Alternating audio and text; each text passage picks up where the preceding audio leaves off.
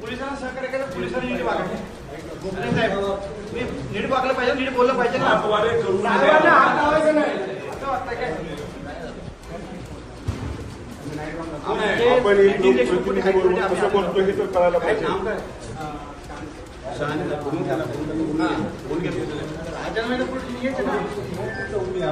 चौकी नाही पोलिसला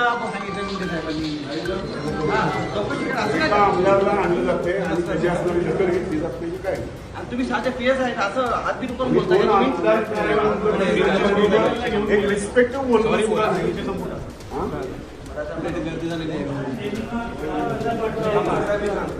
आम्हाला इथे आहोत ना, आम्ही इथे बसून